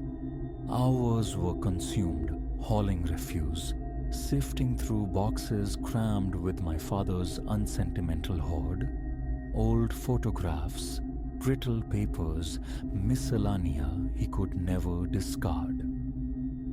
Later, seeking connectivity, I drove several miles down the rutted track to a familiar rise offering a weak cellular signal.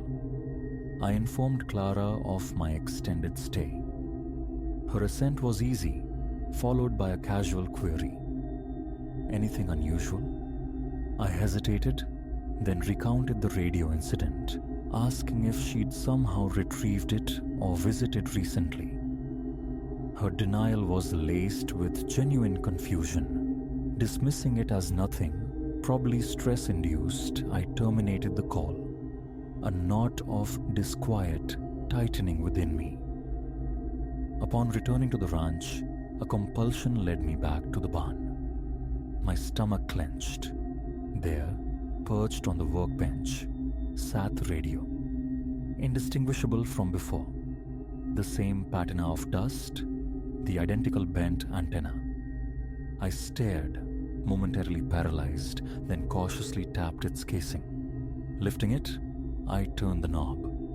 Static erupted. I silenced it again, my hands betraying a slight shake. Exasperation warred with a rising dread. The sheer illogic of its return, from a trash barrel leagues away, was staggering. I departed the barn, securing the door with a heavy, archaic padlock. Its tumblers clicked with satisfying finality. I tugged the door twice, ensuring it held fast. Trying to regain focus, I swept floors, bagged more trash, prepared a solitary meal. Yet my thoughts persistently circled back to the wireless. Had I confused the trash bins? Used one inside the barn, perhaps. Stress, I told myself. Loneliness playing tricks on a tired mind. Midnight arrived. I prepared for sleep in my old childhood bedroom, leaving a bedside lamp burning against the encroaching darkness. Precisely at 1, it began anew. The low thrum of static, a ghostly melody bleeding through. I sat bolt upright, heart hammering against my ribs. I fought the urge to investigate, hoping silence would reclaim the night. It persisted. The barn was locked, securely padlocked. Could there be another? Donning trousers, flashlight in hand, I paused for a swig of water, my mouth suddenly arid. At the barn door, the padlock remained undisturbed. Shining the flashlight beam through a crack between the weathered planks, I saw it. A faint, internal luminescence emanating from the workbench. Pressing my ear to the rough wood, the static intensified. Sweat prickled the nape of my neck. Fumbling with the key, I finally sprang the lock and slid the door open just enough to peer inside. The radio's light seemed to pulse rhythmically. Beneath the static, a country tune unfolded, slow and distant, the lyrics garbled unlike any standard broadcast. Stepping inside, flashlight beam pinned to the offending object, my pulse throbbed in my ears. As I approached, the radio's crackle deepened to a low hiss, the volume dipping as if acknowledging my presence.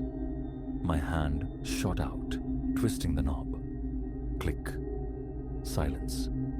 Though pointless, I yanked the dangling cord again. Carrying the wireless outside, I locked the barn once more.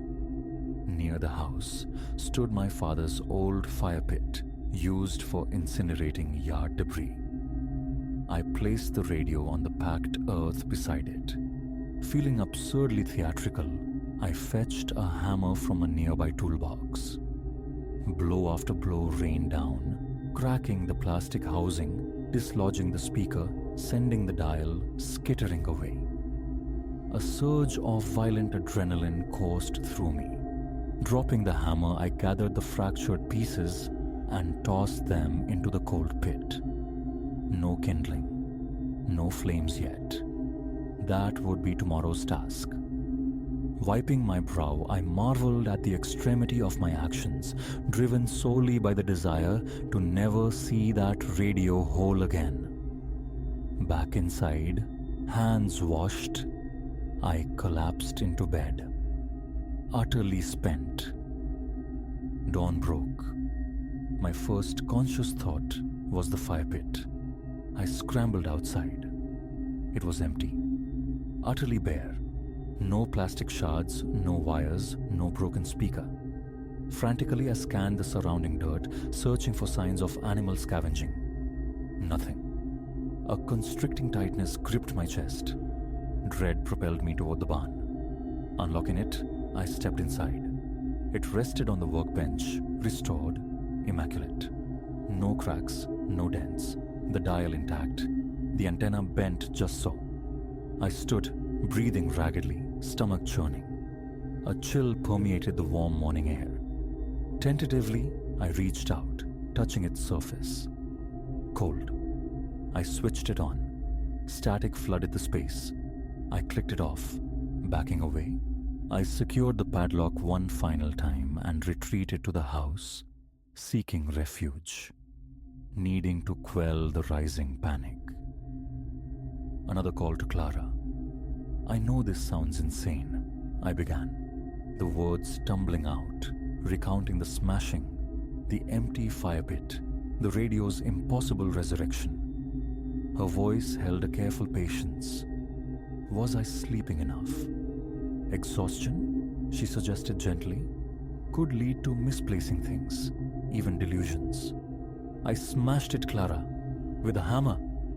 My voice cracked with frustration. She wasn't convinced.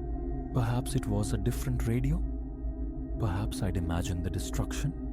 I snapped, instantly regretting it, apologizing before ending the call, feeling more profoundly isolated than ever.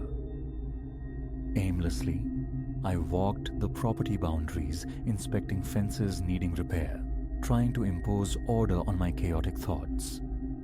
Could a neighbor be responsible? A prank? Unlikely. The nearest homestead was over a mile distant, occupied by an elderly widower unlikely to engage in such elaborate, unsettling games.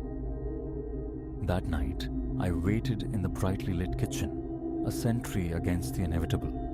My eyelids grew heavy near midnight, but I fought off sleep. At 1 o'clock sharp, the familiar whisper began. Static, distant yet undeniable.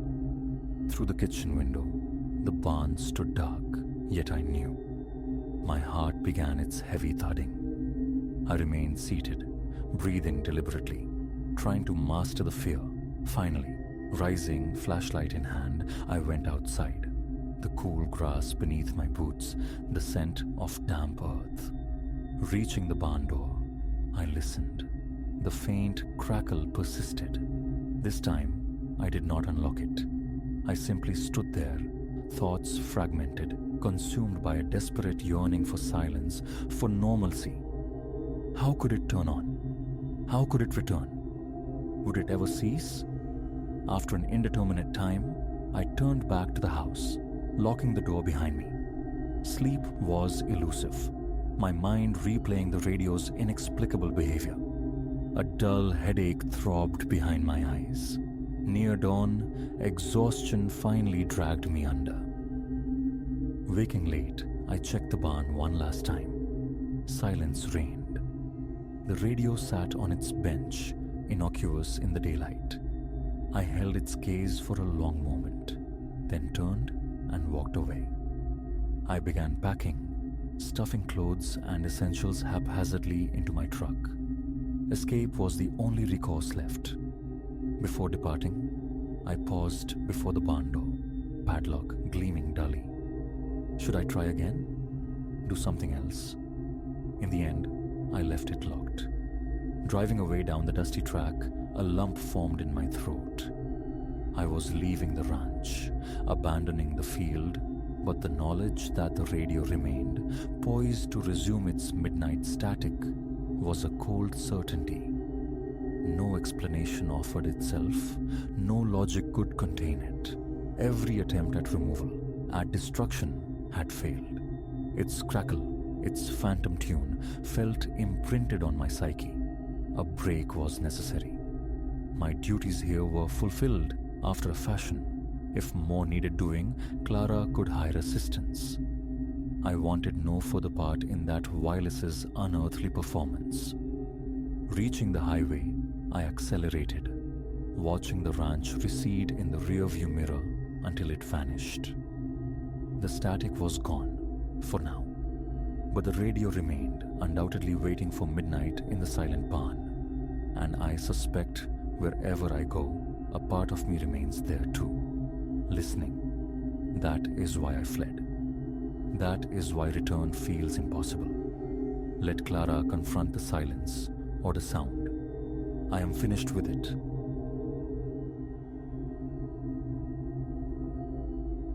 Necessity not choice, tethered me to that antiquated train. My timetable, relentless, shunted me onto its rails in the deep cradle of night. I recall its inaugural apparition with a clarity that chills. The station clock hovered near 1:45. The platform a desolate stage under sputtering skeletal lights.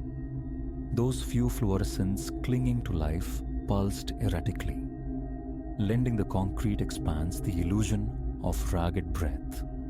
Exhaustion was a physical weight, my feet raw hymns of protest after a marathon shift.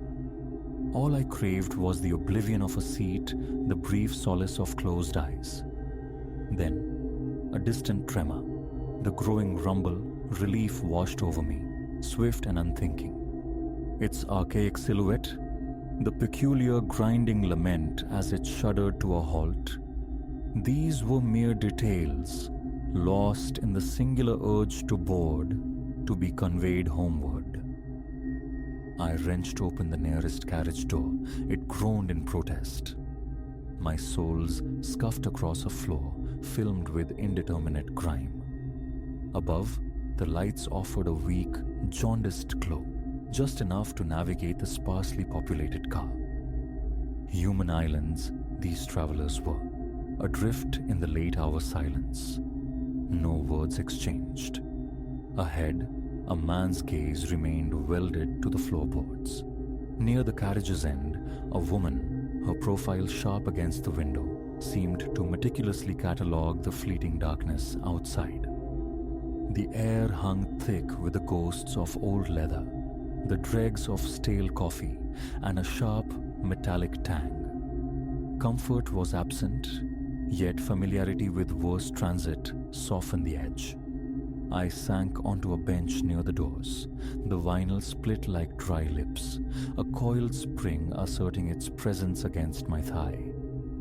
Weariness vetoed any search for better accommodation. My eyelids grew heavy, surrendering to the engine's drone, a monotonous hum that coaxed me toward the threshold of sleep. No announcements punctuated our passage until the city's final station dwindled behind us. Thereafter, the train simply devoured the track, the windows framing utter blackness, fractured only by the rare, streaking firefly of some unknown wayside light. It must have been moments shy of 2 when the fabric of the journey began to fray. The overhead lights commenced a slow, rhythmic stutter, a faltering pulse reminiscent of dying bulbs, yet they refused to expire, merely persisting in their erratic cadence. I straightened, a prickle of unease surfacing through the fatigue. My gaze swept the car. The man who'd studied the floor vanished. The woman transfixed by the night, gone. No sound of departure, no jolt of an unscheduled stop had registered. It was then the speakers erupted, crackling to life not with station names or familiar platitudes, but with a voice utterly alien. It spoke no tongue I recognized, a harsh cascade of static-laden, guttural phonemes. A knot tightened in my chest. My phone screen flared, precisely 2 Rons AM. The disembodied voice persisted for several heartbeats, then abruptly ceased, leaving a silence deeper than before. Alone in the carriage, no one to query. A tremor traced its way along my arms. The windows offered only impenetrable dark. Another flicker of the lights, and they were there.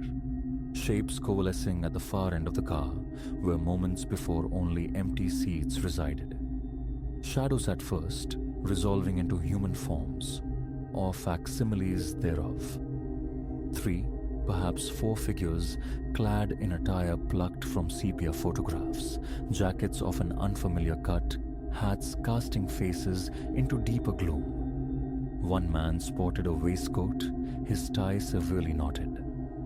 A woman stood shrouded in a coat that swept her ankles, and they were all looking directly at me.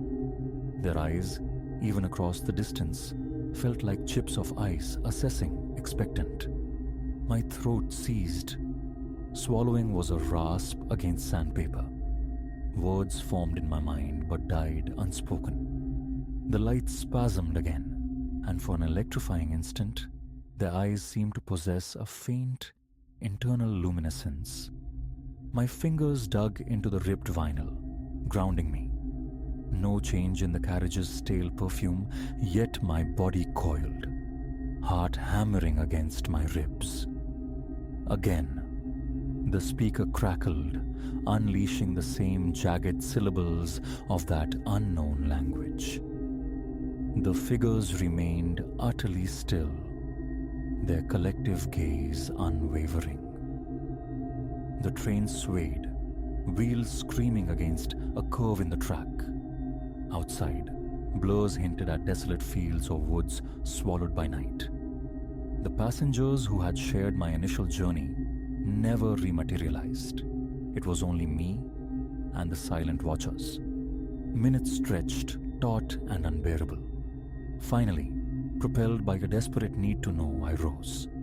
My legs trembled, a queasy uncertainty churning within, but I had to ascertain their reality, dispel the notion of a waking dream. The instant I took a step towards them, their heads turned in perfect, eerie synchronicity, away from me, towards the void beyond the glass. I froze, adrenaline surging, breath catching in my throat. Another flicker, and they were gone, snuffed out. I stared at the now vacant row, the worn fabric mocking my senses. A glance behind confirmed my solitude. Every seat empty. Only the train's relentless groan filled the sudden vacuum. A stiffness crept into my limbs, a tingling awareness at the nape of my neck. My phone showed 2:04 a.m. For the remaining journey, I remained rigidly alert, scanning the empty car, anticipating something. My palms grew slick. I rubbed them absently on my trousers.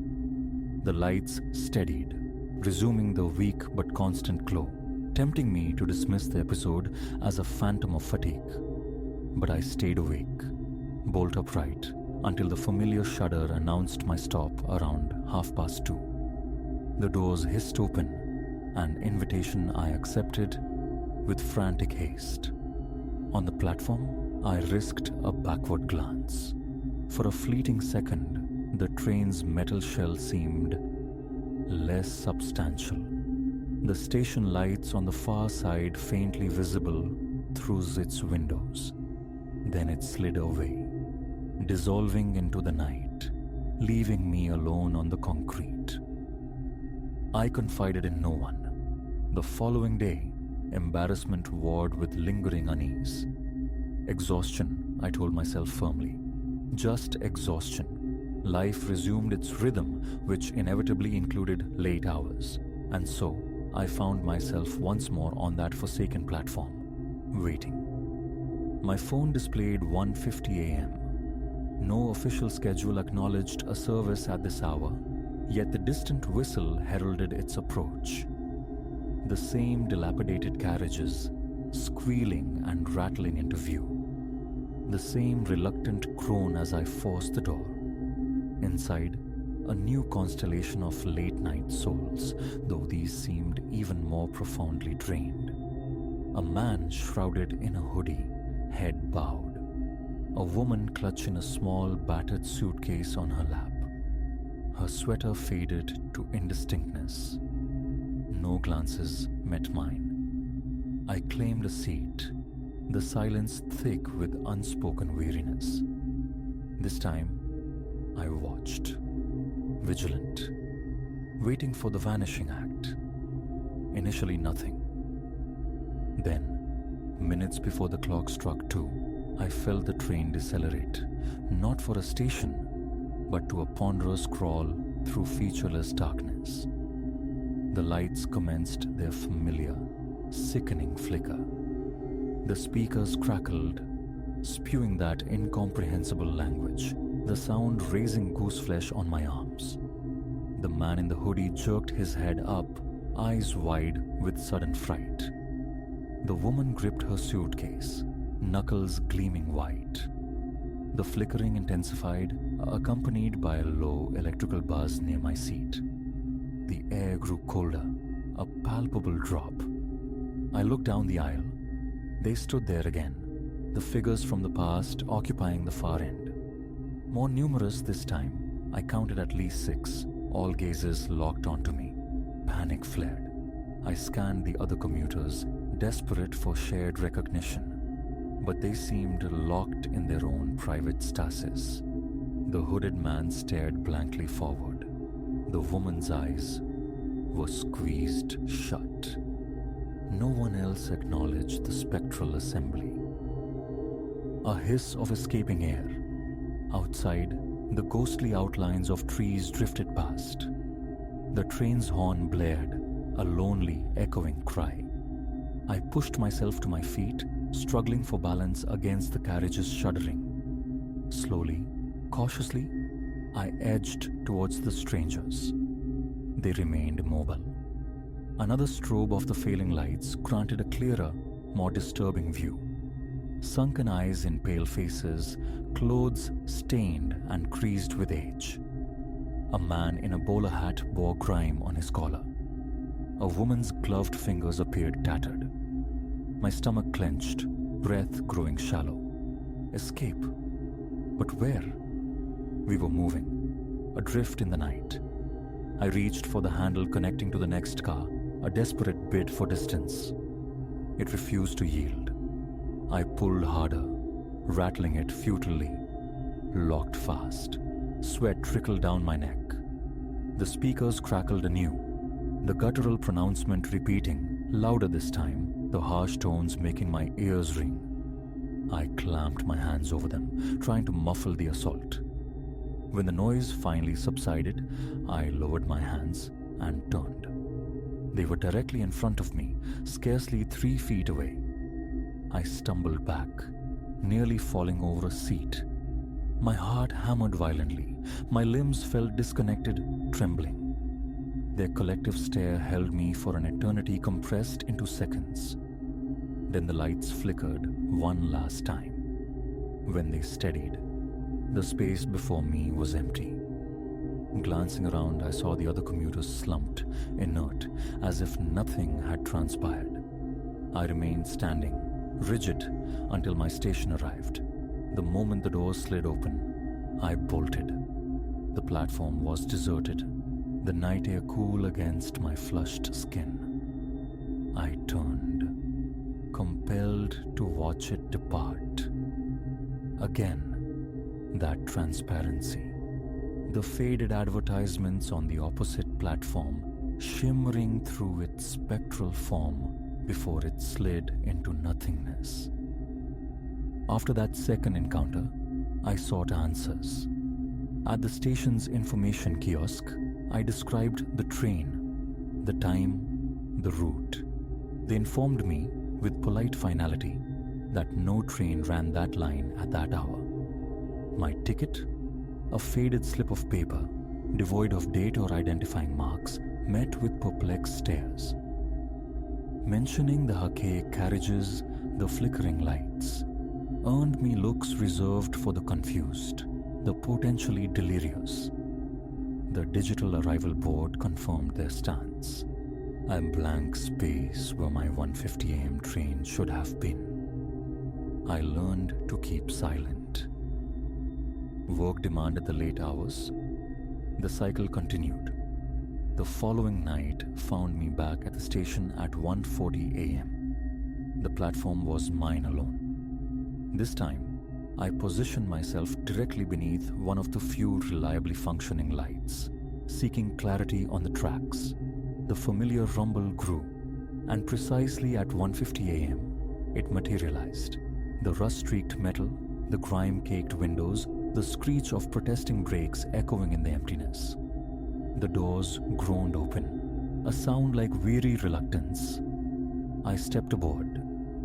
Only one other passenger occupied the car, a man near the front, sharply dressed in a dark suit, a briefcase resting squarely on his lap.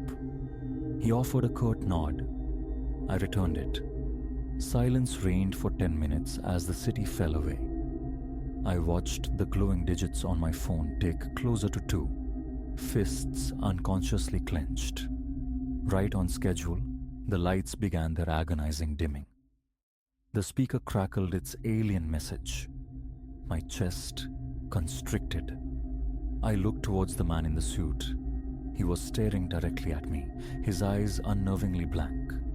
A cold tension crawled up my spine. A spark showered from a light fixture overhead.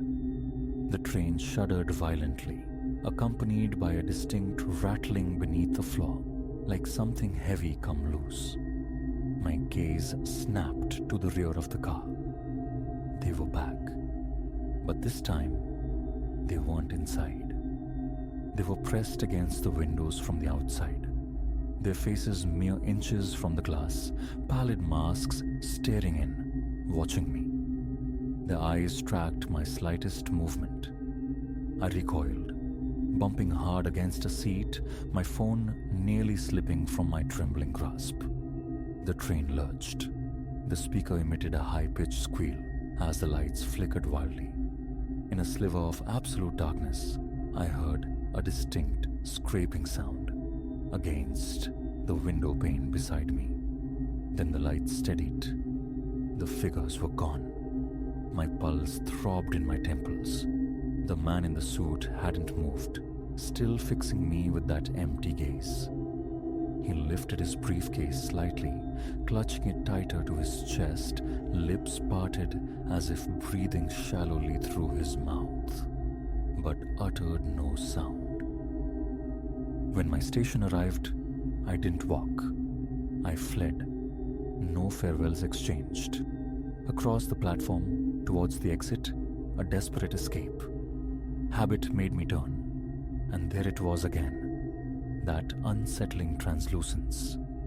The train's edges shimmered, the station's architecture visible through its very structure. Then, it dissolved into the night, leaving me grappling with the persistent question: phantom or optical illusion?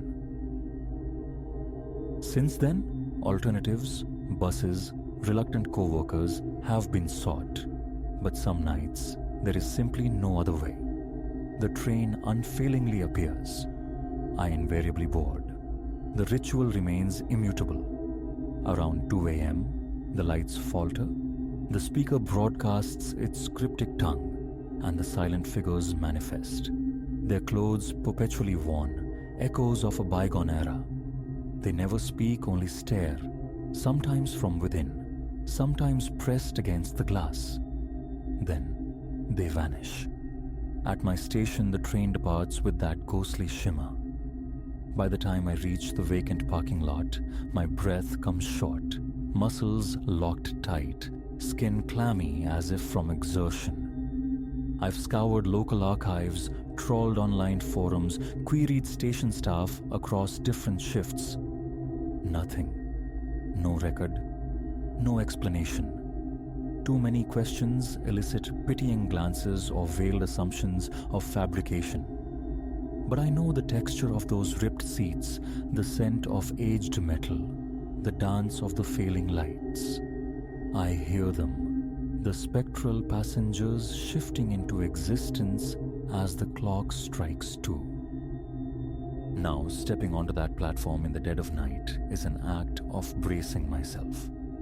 My heart begins its frantic rhythm around 1:45 a.m. I clutch my phone, a useless talisman. The rumble swells in the darkness, and the iron beast rounds the bend, screeching to its customary halt. The doors sigh open. I step inside, propelled by necessity. Each time, the question surfaces. Will this be the night it carries me beyond my stop, to a destination unknown? Or is it merely a forgotten relic, running its phantom route? I watch the windows, waiting for the outlines to appear. They always do. They always stare. And upon arrival, They dissolve along with the train's very substance, the platform lights bleeding through its walls as I step onto solid ground. It slides away, swallowed by the night. Real? A portal? A shared delusion? I don't know. I only know that at 2 a.m., my senses ignite, nerves stretched taut. I hear the announcement from nowhere. I see the hollow-eyed passengers in their archaic dress, and I wonder how long this loop can persist before the pattern breaks, before something irrevocably changes. This is my certainty. I ride this train. I witness these events. It feels solid beneath me, yet evaporates upon departure. No official timetable lists it, no authority confirms it. But the repetition has burned away doubt. It exists for me. It transports me. At 2 a.m., it unveils its inexplicable call. Then it deposits me at my station, leaving a residue of ache in my limbs and the taste of dust in my mouth. Every ride renews the question, is this real? Or am I caught in a solitary eddy of time? I remain unsure. But I return night after night because home lies at the end of its line. And as the hour approaches 2, my pulse quickens, ready for the flicker, the static, and the silent, unwavering stares.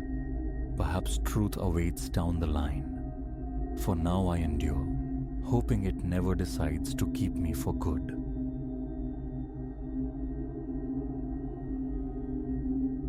Tuesday brought the tremor. A plain envelope, anonymous, slipped beneath the door. Inside, a lone Polaroid shuddered in my grasp, my own sleeping form, vulnerable in the vast bed upstairs. In that instant, the illusion of solitude shattered. This sentinel house, this supposed sanctuary, held another presence, an observer. Who imagines peril lurking within the quiet generosity of house-sitting?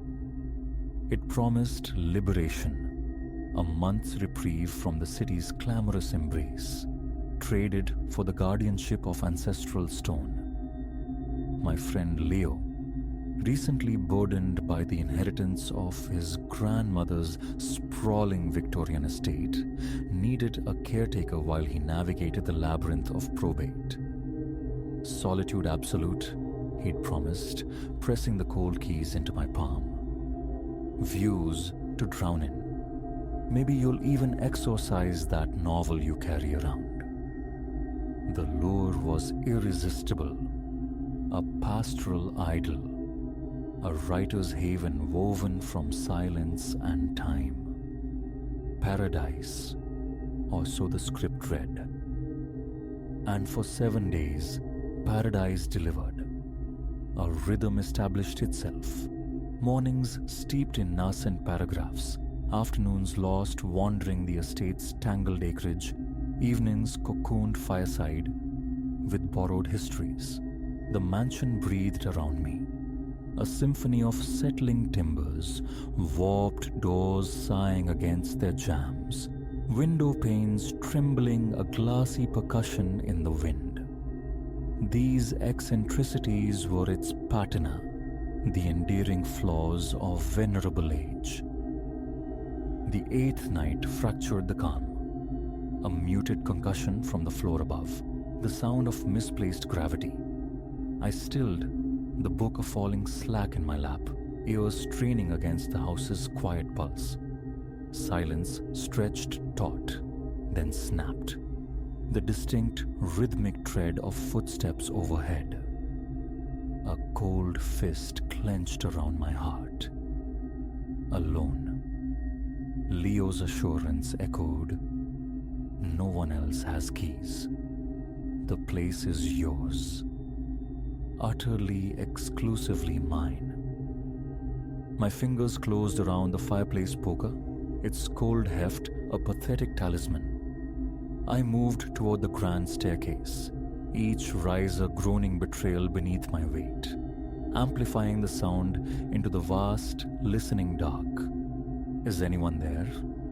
The question, thin and reedy, snagged in the oppressive stillness. Only the house's deep silence answered. Ascending tread by cautious tread, the iron clutched in a slick palm, I reached the landing. Paused. Listened. An absence of sound profound. Room by room, I violated the darkness, flipping switches, peering into shadowed armoires, and beneath dust-ruffled valances. Order reigned. Nothing disturbed. A shaky laugh escaped me, tasting of relief and absurdity. Settling sounds, of course. Ancient structures groan under their own weight. An overtaxed imagination, surely. Yet, retreating to the perceived safety of my room, a dissonant chord lingered.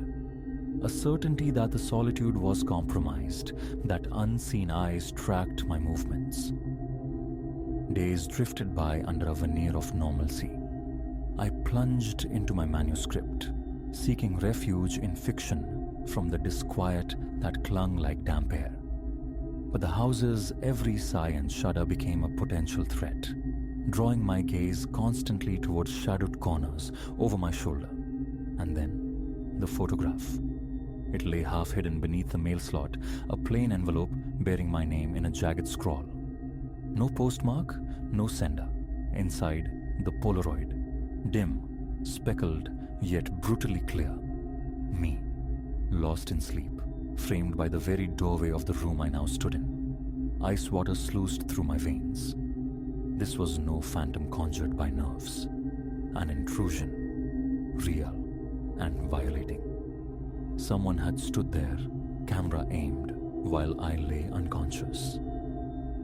My fingers trembled, dialing Leo's number. "Are you absolutely certain?" I began, striving for composure, "that no one else could possibly get in?" His denial came swift and sure. "Positive. Ilara, my grandmother, she was fortified against the world. New locks everywhere before the end.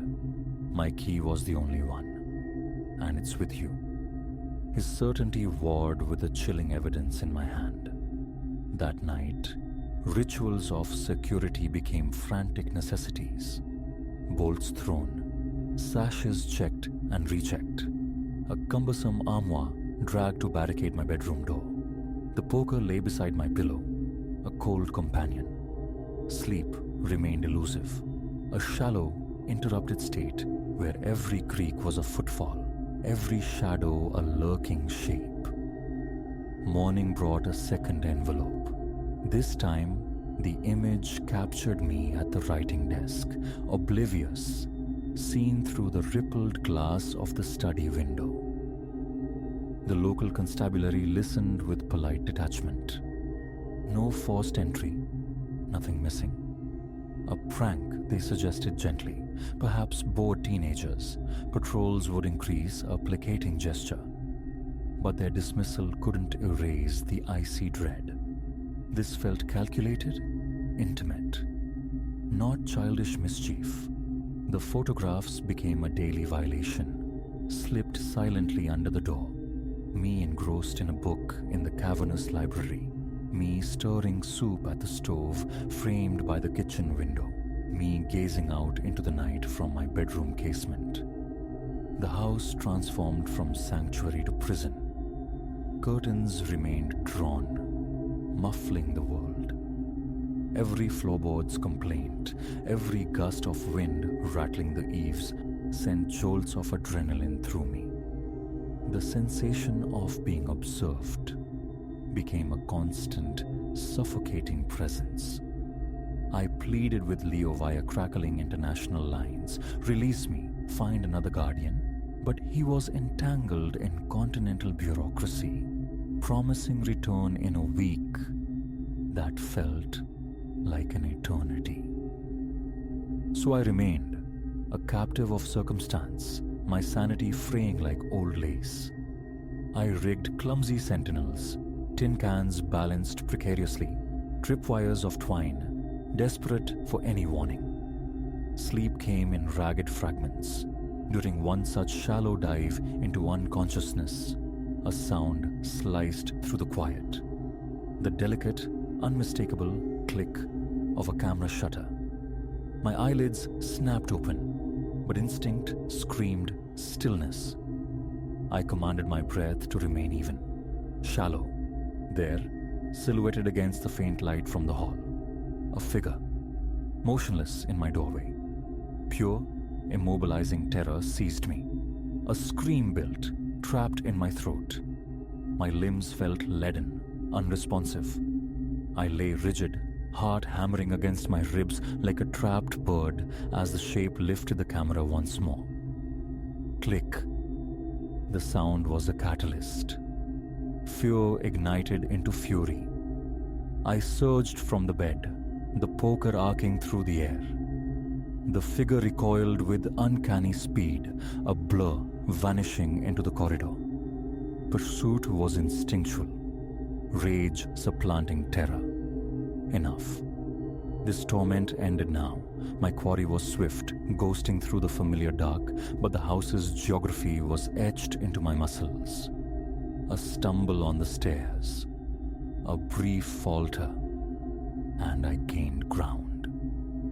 Downstairs, the chase culminated in the library, trapping the shadow amongst the looming bookshelves. Who are you? The demand tore from my raw throat, the poker held trembling before me. What is this? The figure turned slowly. Moonlight, filtered through the tall library windows, sculpted a face from the shadows.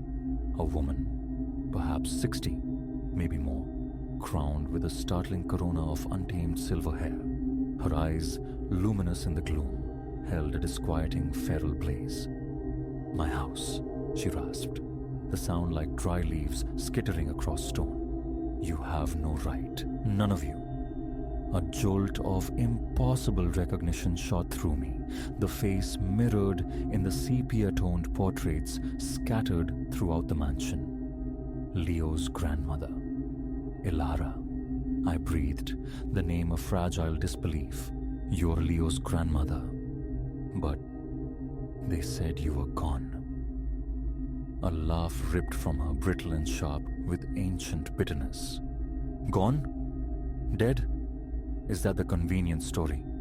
They tried to bury me alive, lock me away in their sterile prison, called me mad. Her voice rose, cracking with fervor. But I endured. I hid within these walls. I waited. This house is mine. My thoughts spun, grappling with the enormity of the deception. Leo hadn't just omitted details. He'd perpetuated a lie. His grandmother lived, breathing, fiercely guarding her domain, her mind clearly fractured. Elara, I attempted, forcing calm into my voice. I'm not trying to take anything. I'm just keeping watch. For Leo, your grandson. Liar!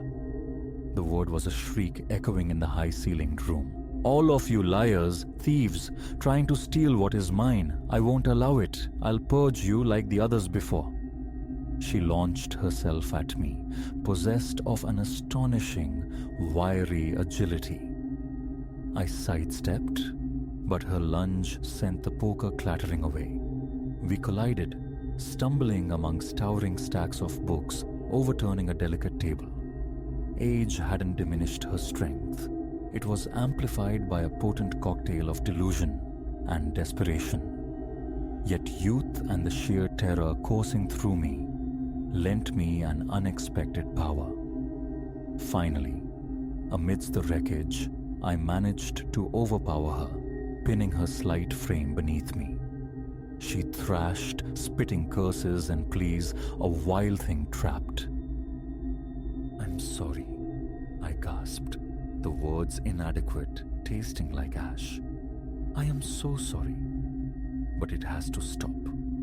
Time lost meaning as I held her there, her struggle slowly subsiding from frenzied rage to exhausted whimpers, eventually lapsing into a shallow, troubled slumber beneath my restraining grip. My hands shook uncontrollably as I reached for my phone, first dialing the police, then Leo. The ensuing hours dissolved into a disorienting montage. Uniformed officers, murmuring paramedics, the quiet click of official forms. Elara was gently led away, Her parting words a fragmented tirade about ancestral rites and stolen sanctuaries. Leo appeared soon after, his face a mask of disbelief and profound guilt. "I swear," he stammered, repeating the apology like a mantra. "I never imagined. We thought..."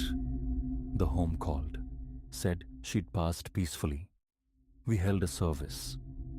The fractured truth emerged. Elara, diagnosed with acute paranoia, institutionalized. She had somehow orchestrated her own demise, vanishing from the facility, returning to the only place she knew as refuge. She'd existed unseen within the mansion's secret arteries, forgotten passages, walled-off spaces unknown even to Leo, a spectral guardian observing all. I departed that same day, the house's oppressive atmosphere clinging to me like grave dust. Leo's offers of recompense, his flood of apologies, felt distant, irrelevant. Escape was the only currency I craved. Years have passed. The rational mind knows the ordeal is over. Yet sleep still sometimes brings the suffocating certainty of unseen eyes, the flicker of movement at the edge of sight. I avoid solitude, the quiet echo of empty rooms, for I learned in that house that the most profound terrors don't always announce themselves with bumps in the night. Sometimes the monster isn't breaking in. It's been inside all along, nested deep within the heart of safety, patiently watching, quietly waiting.